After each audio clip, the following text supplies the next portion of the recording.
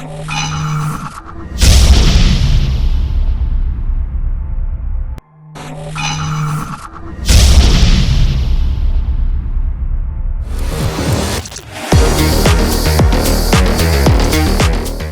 would like to invite on stage Lieutenant General Rajesh Pant, former NCSC Prime Minister's Office, Government of India, and Chairman of Cybersecurity Association of India. And sir will present on the topic Safeguarding National Digital Assets, a focus on data security. Can we have a huge round of applause?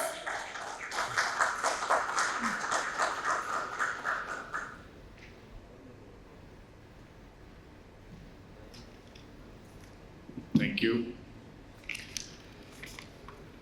DDG Special Protection Force of Andhra, Mrs. Anjana Sinha. DDG DOT, Shri Sumnesh Joshi. Head of Education, Webel, Mr. Haldar. Friends from Cyber. Ladies and gentlemen, wish you a very good afternoon. How's the Josh? Good. That's nice.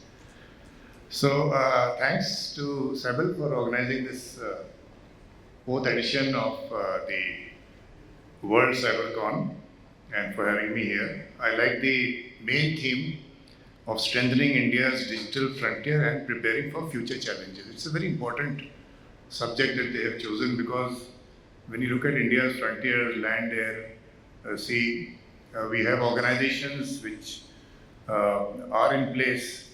But for defending the digital frontier, there are still many points, and I will come to that when we discuss the governance aspect of cybersecurity. I've been asked to speak on safeguarding the national digital assets and the focus on data security, but I would like to start with a larger picture. Because at a national level, we are not disconnected from what is happening around the world. So my starting point in all these discussions is that let us see what is happening around the world, and then we'll come down to the national level and enterprise and state level, etc. And what is happening around the world? The first aspect is the geopolitics. These are very turbulent times, I can tell you. In any case, 2024 was expected to be a very interesting year with elections in 55 states. But then when you see that there are two active wars going on in Eastern Europe and in the Middle East, and now with what has happened with Israel and Lebanon, it's a very, very serious situation. Then there are other hotspots, areas of tension in the South China Sea, privacy, again south of the Red Sea and Houthi rebels and etc., which is affecting the supply chain. So whatever is happening because of geopolitics is affecting you and me in the cyberspace.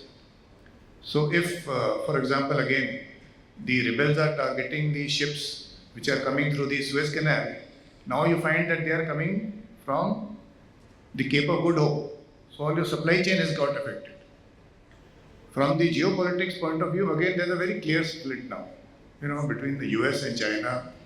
There is a very clear split of US NATO countries and the EU countries on one side broadly, and then you have North Korea, Russia, China, Iran, and this axis. Again, how is it affecting you and me?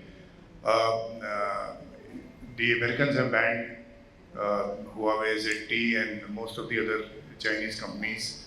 There is a chip war going on, supply chains, there is a concept of safe networks, safe submarine cables. So again, it is affecting you and me in terms of cyberspace. And then, as I said, there is election where influence operations is going on, disinformation is going on. Again, everything is being done through cyberspace. So geopolitics, as I said, very turbulent times.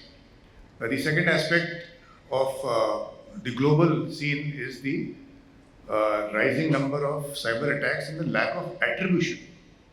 And this is something that I've been saying every time, that you can come to the National Informatics Center in Delhi. They've got this huge global map which apparently shows from where the attacks are coming, and you find that 40% of them are coming from mainland US which is not the case. He is only showing you the last IP. And all of you are cyber experts, you know they come through 2-3 ops, etc.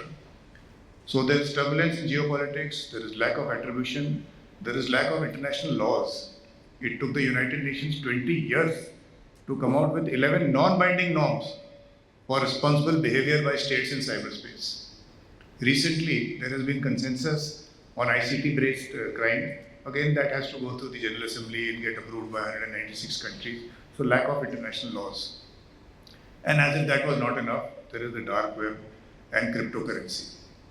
So geopolitics, lack of attribution, dark web, cryptocurrency, lack of laws. This is the perfect storm for cybercrime. You know, these guys are thrilled that this is happening around the world because this is what they cash on. You know, the turbulence, the scares, etc. So cybercrime, and today every mafia group, whether it is the Yakuza or Carlos or the Mexican gang or any mafia group, they have very vibrant cybercrime syndicates. And then of course you have the state-backed actors, the big ones, the APT groups, etc. So for you and me who are in this business, it's going to become tougher and tougher. And as Sumnesh was saying, with 5G and IoT being connected, their threat surface has increased suddenly from 5 million to 25 million. But what recently has happened between Israel and Lebanon, that is a very dangerous start to a trend which I call as the dirty cyber war.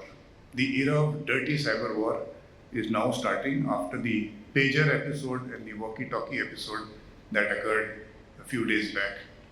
Because now if you put your mind to it, there's already a scare whether mobiles will be allowed in planes or not. How do we handle? I mean, people are saying that what you eat, can that be poisoned? There are already water poisoning cases have taken place in Kansas, in Florida, in Israel, etc. So now everything is suspect. So this mic, I'm scared, can it explode? So there is a battery everywhere.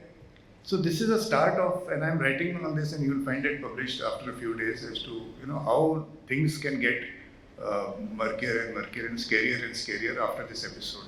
Because now it is the imagination that is being tested. And as if that was not enough, it is now AI versus AI. I was in Sydney earlier this month speaking in the Sydney Dialogue, where we had Mr. Eric Schmidt. He is the founder of Google. And those guys, the way they talk, I was wondering, hum ek hi duniya mein reh rahe hain ki nahi? He was talking of something like super intelligence. He said we are working on super intelligent systems. And a super intelligent system is defined as a system which has an intelligence which is higher than the sum of all human intelligence. That is how it is defined. And they are working on super intelligent system, and he says the Chinese are also working on super intelligent system. And then he was talking of a scenario where we are all surrounded by non-human intelligence. So those guys, the research that is going on is at a very fast pace and their minds ahead. So again, all this is going to impact you and me. Okay, so if this is what is around us, how are we as a nation handling it? We have handled it well so far. We have a 2013 policy which is still holding good. Our governance structure is scattered. I mean, he mentioned what the initiative DOT is taking. Let me give you some good news. Just last week, there is a Gazette of India which has come out, which in the allocation of business rules has given the responsibility of cybersecurity to the National Security Council Secretariat, NSCS. So far, there was only one line written as cyber legal, which was under MIT. MIT was responsible for cyber legal issues. And there was really no one responsible for cyber security, which is what 5 years in the PMO I was fighting for, that let's create an organization that is responsible and accountable for cyber security. So at least things have moved a bit. Now at least some organization has been given a responsibility, and now we'll see what is the next step. So while education and awareness is part of MIT, there is a 800 crore program called the ISA program, Information Security Education and Awareness Program. CDAC Hyderabad is also implementing it, various agencies are implementing it. So that is the education awareness part. The National Incident Response, you are aware, is certain. For cybercrime, we have a very good initiative taken by MHA by creating the Indian Cybercrime Coordination Center. IPS officer Mr. Rajesh is there doing a good job. And then cyber diplomacy is handled by the Ministry of External Affairs. We have some other academic institutions which are handling cyber security, and in the NSCS, the appointment that I had as the coordinator of all these various aspects that is there. Coming to the critical infrastructure, this is where it gets a bit interesting, that we have an organization called NCIIPC, National Critical Information Infrastructure Protection Center. It is a big organization, 580 people, much more than certain in fact. So they are responsible for protecting the protected systems of the critical information infrastructure. So if you have let's say the railways, they have a huge setup, but there would be some command and control center and network within, let's say, a metro organization, which is very critical. So they first identify what is a protected system, and then they do a risk analysis, and then they get involved in how to protect it.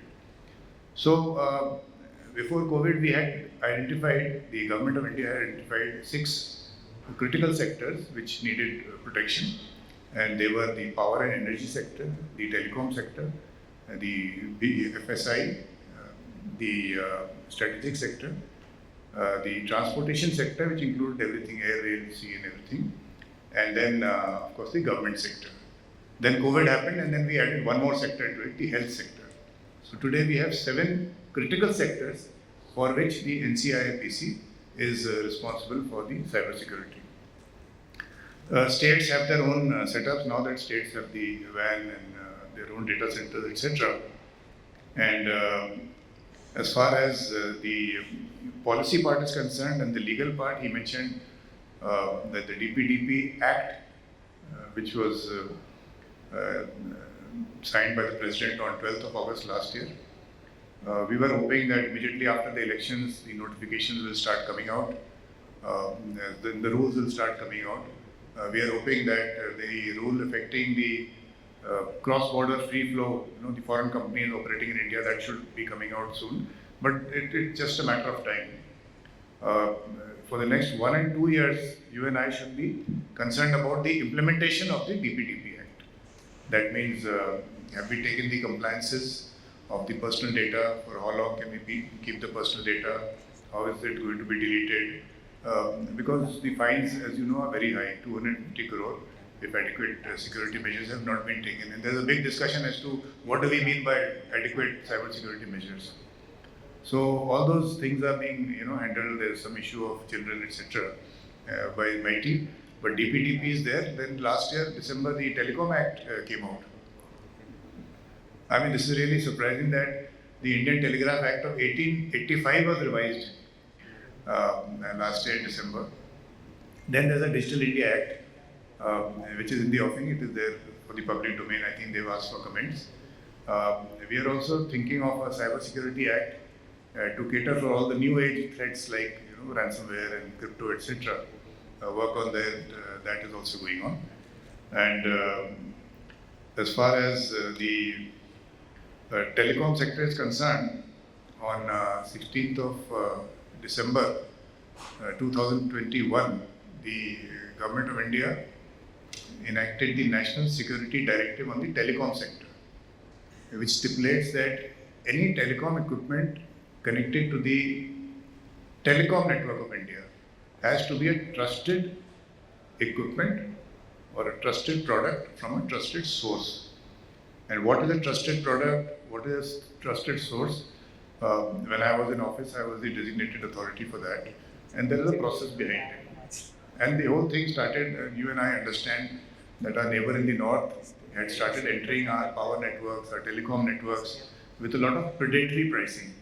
So if there was 200 crore network, he would bid 100 crores and just try and get in.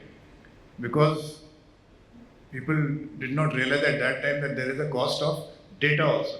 There is a cost of information which he will capitalize on later on. Besides, the weaponization of interdependence and the weaponization of technology that has been discussed. So, in order to keep them out, we have this process of a trusted source where any service provider who wants to buy any equipment, telecom equipment, he writes to us, and then we send this to about 14 different agencies, including the Cabinet Secretariat, the IB, MEA, and DIPP, etc. So, and then they do their checks. They see who's the grandfather of the company, who's the ultimate beneficiary, and if there are any links to the countries that I mentioned or the military of that nation, then we say it is not a trusted source. So with that, we have been able to keep them out of the 5G race. And in the trusted products, we go down to the level of active programmable semiconductors, the silicon. And we are seeing both the SBOM also, the software bill of material, as well as the hardware bill of material. So it's a very deliberate exercise, it's a very tough exercise. Huge database has been created. But we've ensured that at least in our telecom networks, we managed to have trusted products from trusted sources. Now the same concept has been taken over by the Ministry of Power. They've also issued a directive that their equipment, both on the IT side and the OT side, will also be trusted products from trusted sources. In fact, some of the RFPs of the Ministry of Defense, I have seen that they also write that it should be a trusted product and a trusted source. I mentioned OT. Actually, that is the most serious part. When I was in office, this white hair has not come from the IT of, the portals getting disfigured or something. That is not the problem. The problem is nuclear plants. The problem is 12th October in Mumbai. The problem is, metros getting derailed, and of course these days something else is happening on the railways. Putting gas cylinders, etc. But if you see again, the dirty cyber war that I was talking of, people have given me demonstrations of just putting let's say in a metro, every 50 meters, there's a smart sensor which picks up the signal from the train and then sends it to that command and control center. So with a Raspberry Pi, he had hacked into that control center, and when it entered a corner, a bend, he had dismantled the braking condition. So scenarios like that have been demonstrated. It is serious. The OT part is very serious. And in the operational technology, there is a problem. Firstly, IT equipment legacy is about 10 years, not more than 10 years. In OT, it's about 30 years almost. Second is that OT is very vendor specific. So if there's a Schneider equipment or there is some other company's equipment, they have different protocols. So like in IT, you can become a cybersecurity expert, you can be CISSP, CISA, ethical hacker and all that, and have a general knowledge. But for OT cybersecurity, you have to come up through either you come up through the ranks of the vendor, or you get specially trained on those protocols, and then only, you can be employed. So it's a different game there, but it is, as I said, more serious than the IT security part. So I was mentioning how we are doing things at the national level. In telecom, there's also something called MTCTE, the Mandatory Testing and Certification of Telecom Equipment. That tests anything that is imported. You cannot sell something that has not been passed through that. Let me then conclude by saying that if this is the scenario in which you and I are going to operate in terms of what I mentioned globally, nationally, then the solution lies in resilience. Resilience is the answer. That means how do you continue to provide business and operational continuity in the face of cyber attacks, period. You have to think like that. And the answer lies in PPTC, People, Process, Technologies and Cooperation. You all understand, you cyber guys know what is people, both your own people and the workforce. The processes, the cyber crisis management plans, the SOPs, the audits, the VAPTs, etc. Technology, zero trust, from the XDR to the application to the network to data centers, everything across the chain. And of course, the cooperation. People don't talk much about that, but I'm very particular about that. In fact, as we speak, there is a meeting taking place in Washington DC on the counter ransomware initiative that we had started. It is today grown into 70 countries. 70 countries are participating in that and sharing threat intel and best practices. And we've carried out a number of, brought systems down of Revel and Darkside and all those other players that are there in the game. So cooperation is very important.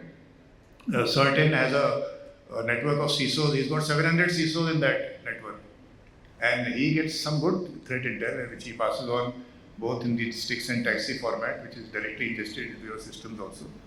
And TI, you're never enough. So I always keep saying, you take it from Microsoft also, take it from Kaspersky also. They have different sensors, they have different focus, but threat intel is very important from the protection point of view. With that, there's a very scary times up that is there in front of me. So let me conclude by saying that what I have shared today is that globalization is what impacts cyberspace. We have seen how things are happening at the national level. I can talk a lot about details as to what we do at a national level. But then we have come down to the critical sectors. I spoke a little bit about the NCIPC. And then the solution lies in resilience, which is people, process, technology, and cooperation. With that, thank you very much. Jai Hind.